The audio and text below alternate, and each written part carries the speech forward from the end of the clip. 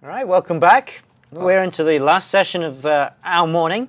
Excellent. Yeah. It's time to jump out of that wallet and into the in-app purchasing. Yeah. Now, actually, I originally had wallet and in-app purchase in the same... You did, yeah. Yeah, but they're actually quite different topics, which is why we've broken them up. Obviously, in the same kind of feature area, but in-app purchasing, of course, is very specific and quite flexible in its own way, a way of buying, of offering stuff for sale from within your application. Right. So let's get straight into this one. In-app purchasing for Windows Phone 8. So what we're going to talk about is what kind of things you can offer for in-app purchase, the kind of products that you offer, which are these two types, durables and consumables. I'll explain what they are. The actual whole purchase life cycle and how you program your application to work with in-app purchase. So, what we've got with this is a great opportunity for you. It's actually the best business model for most apps. It's the best way of monetizing your applications. It's a great way of allowing in-app upsell. That's the key phrase here. This is a way of offering your basic app for a modest or free price even, but then upselling to your user to allow them to add additional capabilities or to buy some consumables. They can spend tokens, if you like. They can spend on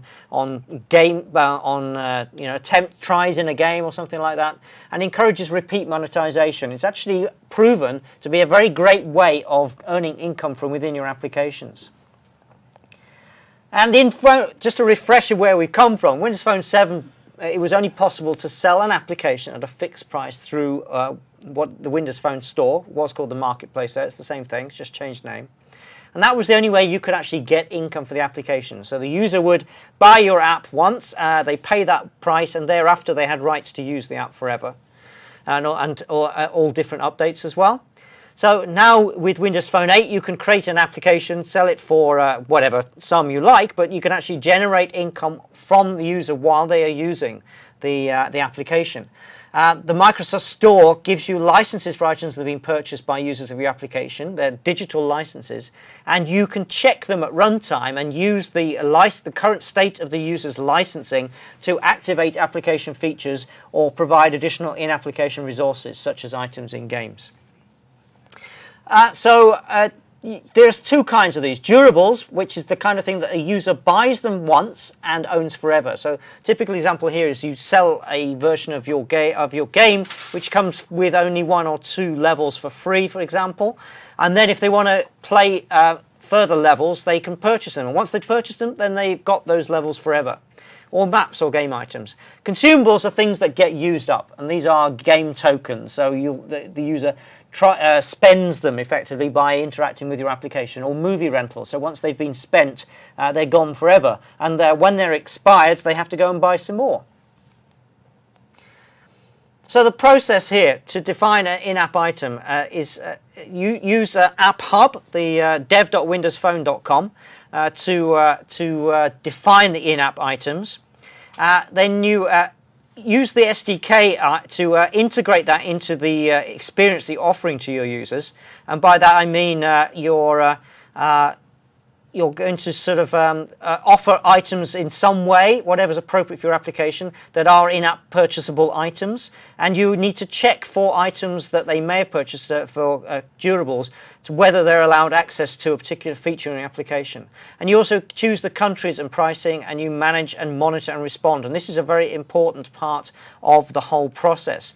There's nothing more annoying for a user if they feel that they have purchased something and your app is telling them that they haven't.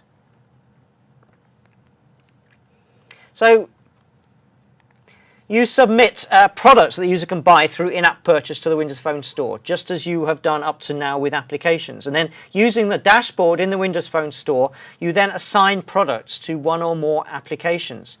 So from the store's point of view, these are just additional items a consumer can buy, just the same as applications, if you like. And their payment comes to you in the same way. You get 70% of anything, Microsoft keeps 30%. Payment comes to you in the same way as with applications. And APIs are provided so that an application can determine at runtime what products have been purchased and adjust availability of the content or features that you're offering to the user according to their current license position.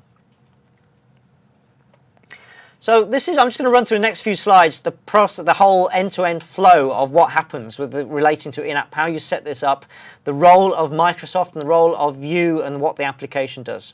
So first of all, you, the developer, you create your app in just the same way as you always have done, and you submit it for verification and publishing to the Windows Phone Store using your account in the Dev Center. Now, this is a process we're going to go into in much more detail in the very next session, which is after our break. We're going to go into the whole Windows Phone Store submission process. And then you also need to go off to you need to upload a list of the product items that you want to sell in your app to the store using your account on the Dev Center. During this process, you just give each product a name, description, price, and define the countries where it can be sold. So it's just a description, if you like. It's not a physical, it's not a zap, there's no digital item that you upload. And then you can go in and associate each product, in-app purchase product, with an application. So you're defining the products in the Dev Center so that they can be bought using the Microsoft Commerce platform via the store infrastructure. The products themselves, of course, what the product means, that's all dictated by you and controlled by you. And if it's digital content, it will be stuff that's sitting on your own servers or your own infrastructure. So at no point does Microsoft in the Dev Center or in the Windows Phone Store do they actually hold digital copies of whatever it is you're selling, for example. And then when the application runs using the in-app purchase APIs, when your app runs, it can query the store for the list of in-app purchase products associated with the application, and then you obviously surface them to the user to the user in whatever way is appropriate for the application, whether they're items on a list box or through some kind of other UI, a pop-up panel, whatever it is that's appropriate for your application. And once they initiate the purchase, the user then is presented with a purchasing experience. So they get a dialogue saying, do you want to purchase this item, and choose the credit card, a payment card from the wallet in order to actually to actually complete the purchase. And then when the purchase is complete, your app has to then fulfill that purchase. In other words, deliver the goods by either enabling some application feature or by downloading some digital content from your own back-end servers. So as with any other features, in many other features in Windows Phone, the actual purchase experience, the point of sale experience, is controlled by a launcher and chooser. So it's a consistent experience. All apps will offer this to users in exactly the same way. So this consistency across the platform is an important thing. And all purchase methods that a user can use to purchase apps and games and music in the Windows Phone Store can also be used by the in-app purchase API. So this includes payment cards. And one thing we didn't mention actually with the wallet is that you can now not only register credit and debit cards, but there also is support for online payment mechanisms such as PayPal. And these are all registered in the wallet, and these can be used by the user to purchase in-app purchase items. And having a consistent, this whole Microsoft-controlled secure purchase and billing mechanism is an important part of encouraging trust in this whole process for the end users. They need to feel that Microsoft is in charge and controlling this mechanism. So, the user trusting the whole system is an important ingredient in any purchase, anything that involves monetary exchange and payments. So then, when the app launches, is resumed, or after a purchase, again, there's some other in-app purchase APIs where you can download the licenses the current user currently has for in-app purchase items with that application. And using that information, this is where your app will determine whether to allow the user to play those levels or allow to read that digital media of some kind or whatever it is. So this is where you deliver the goods. It's based on that license position. The store will also gives back to you a digitally signed receipt. So this is a document, if you like, a record that can't be tampered with, because it's got a digital signature on it, so you can test that it hasn't been tampered with it. And you can use that, you can incorporate that into your own content delivery systems, and use it, for example, on your back-end systems to verify the digitally signed receipt, and use that as a way of releasing to the end user whatever the product is that you're selling. You're going to release to them.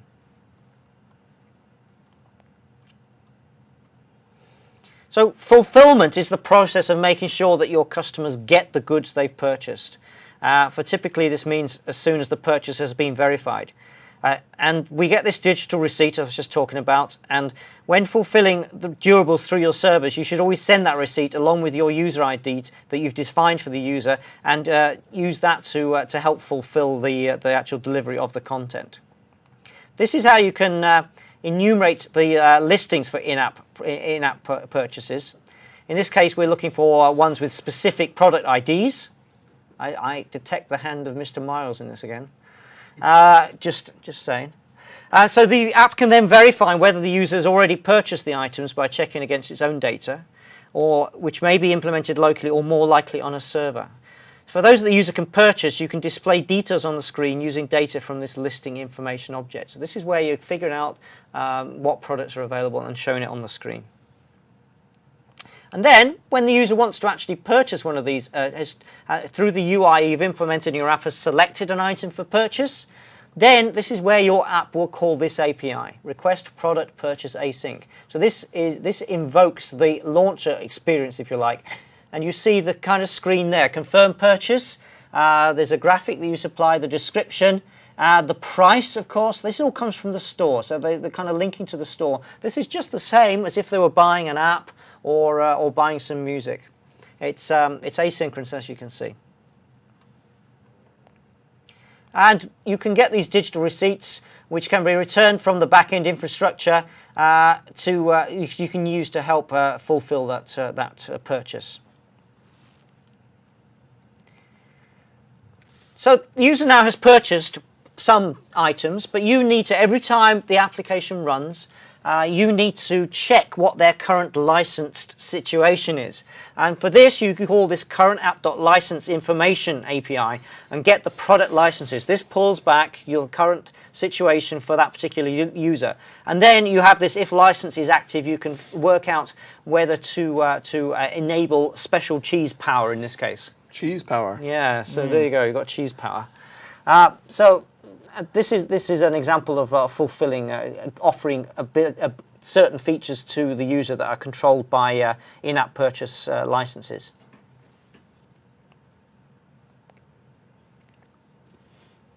You need to protect your consumables. This license information API provides information about purchases, not the state of consumables. That is your job. So, for example, if a user purchases a bag of 100 gold pieces in your application, it's your responsibility to track the usage of those pieces in such a way that the user always sees the correct state of that product, the number of gold pieces remaining. So you need to make sure that you pay special attention to that. Like I said, a great cause of user dissatisfaction if your app gets this wrong. How do you test all this stuff? So you've got 3 options for testing in-app purchase capabilities in your app. I'm going to show you a demo in a minute. First of all, there is as we're going to learn after lunch, actually, you can submit your app as a beta app as you say over here. And you can add beta in-app products. So you can then allow your app to be used by a named group of people, and they're running the app in beta mode. And while you're in beta mode, any purchases they make obviously are just they're not real purchases. So you can go through the whole process. You've uploaded the products totally to the Windows Phone store. It's all working exactly as it should do, but obviously no money changes hands. As an alternative to testing in-app purchase by using a beta app, you can add, there's a library, a special library called the mock in-app purchase library, which you can download from the Dev Center. This simple mock library is designed to make it easier to work with in-app purchase without needing to set up your own back-end services. It's a thin wrapper around the in-app purchase APIs. Based on how you initialize this library, it will either mock all the responses to the in-app purchase system, or it will pass all the calls through to the real back-end system. So you can, in debug mode, you can be testing against the mocks, and then in a release mode, it's live and you're hitting the real back-end system. And the library is designed to mimic the way in-app purchase works, and I'll show you this in a moment. As a third alternative to testing in-app purchase, or in those ways, there's also a way of setting up your own sort of custom in-app purchase mock service in your own IIS. And again, there's a full instruction in the documentation. This one has the advantage that it doesn't require you to submit any data up to the Dev Center, and it allows you to quickly test the whole end-to-end process and simulate the platform interaction between your app and the Windows Phone platform. You really need to pay a lot of attention to testing this stuff. It's obviously serious business when you're taking money off people in this way. I'm going to demo in a minute, but I've just been asked by our support team here, if you're currently watching in full screen, if you wouldn't mind leaving at a point to your own convenience. There's a current poll up if you haven't actually answered that already. So when you get a chance, if you wouldn't mind, you go and answer the current poll. That would be cool. We would love that. Yep. All right, demo time. Demo time. So, back in Visual Studio, and it's our old friend, the Contoso Cookbook. So, wow. Yeah, that's right. But this version of Contoso Cookbook has been in-app purchase enabled. So the idea of this, if you remember, we got the different recipe groups like, Chinese, Italian, French. The idea now is that you get some of them for free. But if you want some of the other ones, you have to actually purchase them. Okay. And the other thing as well is that the app itself is shipped in trial mode, and if you want to get any recipe, any groups, you have to actually purchase the app as well. So you can use in-app purchase to upgrade from trial to a full mode, which is a nice usage of it. We haven't really touched on this yet. So just quickly to show you how it works. Before I dive into the code, I have added a reference to, if we look in the references here, see the mock IAP lib, the mock in-app purchase lib. This is what you can get from dev.windowsphone.com, and this is the mocking library. Here we go at the top. If you're in debug mode, we're using the mock IAP lib and we set a symbol of store is pointing at the mock IAP lib. If we're in release mode, store is actually going to map to the proper Windows application model.store API. So you're cutting the mock IAP lib out of the loop there. We'd stopped on a breakpoint, which is this. This is where, if we're in debug mode, we're going to use the mock in-app purchase library. So you have to initialize it. And then we're actually going to read information out of this XML file, just to show you what's in there. We're going to find this guy. It's in the data folder. Here we go. This is the information that is in that XML file. This is our test products. So we've got some durables, which are Italian recipes. This is not been purchased. This is an in-app purchase item that hasn't been purchased yet. So this is simulating what the back-end system is holding for you. All the detail. Here's the French, which has been purchased. And going down further, there's also an example of consumables. I'm not going to go into. You can actually purchase timer minutes as well in this sample, but I haven't got time to cover that. So I'll leave that for you to investigate at your own rate. So here we go, we're actually reading that data out of that XML file, loading it in, and we're setting our mock IAP. We're populating in-app purchase items from XML. So this is how you can set up test items for doing the testing. So let that run. Here's our home page, and you'll notice that in the list now, you remember we had Chinese and Italian weren't purchased, but French was. So the ones that need to be purchased have got a padlock shown in the list now. But I'm going to go to French, and we're going off to the group detail page. We're showing all the details of all the recipes in the French group. And this is looking for, are we still in trial mode? Yes, we are. So if we're in trial mode, then we actually set the list of recipes to be collapsed, and we show something called button buy. So we're going to show a buy this app button, which is, there we go. So here we go. We're going to show this. Let that run. So here's our UI, and when we go to the recipes list, where we'd normally expect to see the list of recipes. Instead, we're seeing this buy this app button. And if I now go and buy the whole app, we're into this thing here where we go features license.buy application. I'm going to step into that. And this is where we're going to simulate actual purchase of an app. But you notice here that this is the debug bit. This is what we're going to do. But if we were actually running under a release thing, then we'd go off and show this marketplace detail task launcher. So it would go off to the store and give you the option to purchase the full app. So we're going to let that run and go through this simulation. So this is the message box, which it replaces the normal bit where you would go off to the store and buy the app. But I'm going to actually say, yeah, let's go and buy this application. So now we actually see the list of recipes instead. So we're still on the same page, but now we're on the recipes. And you can go in and each time we go in to look at a recipe, it's checking whether we have purchased this group or not. If I go back to one of the ones we haven't purchased, which is the Chinese, licenses trail is false, so we're still going to show, this time we're going to show the full recipe list, so that much is enabled. Here's our list, but when I go to this, we've selected an item in that recipes list, and now it's looking whether we have are we licensed or not. So we need a license for this, and we haven't got one as yet. So we're going to go into show this page instead, product info page, rather than the recipe detail page, which is where we'd normally go. So you can see how we're building into the UI here. This is now the buy this group page rather than the one that you would normally expect to see. When simulating purchase, buy that, and we should be this time we should be good. And now we're seeing all the recipes. Excellent. That works great. That shows kind of how you can test it from a debug point of view. Yeah, pretty simple. Pretty simple. I like it. All right. Now you showed it was a simple example of that as in-app purchase as a great way to implement app upgrade. So this is a very powerful way of monetizing an application. So it's now possible using these mechanisms to move from a free or light version to the full version without the user needing to download a new application. So one of the things we used to do in Windows Phone 7, you'd have a free version which would sit in the free section, and they would download that, and you'd kind of have nagware in there saying, oh, you know, you're enjoying this app, but you could have so much more. Please buy the full version. Right. And they were actually two different apps in the store. Whereas now we can offer a free version and unlock the full functionality from an in-app purchase thing, so they don't need to download another app. So it's just another way of doing it, but it's probably a more elegant way of getting that upgrade implemented. I think so. That's great. So there you go. That's a very, very quick look at in-app purchase. Like I said, the big message here is that don't take this lightly. Obviously, you're selling items. This is a commercial transaction.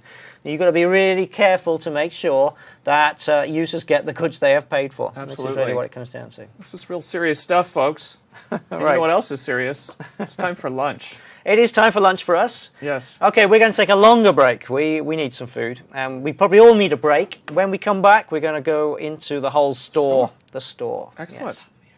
Yes. That will be at the top of the hour, so it's around about 40 minutes time. So. Okay, we'll see you then. Alrighty.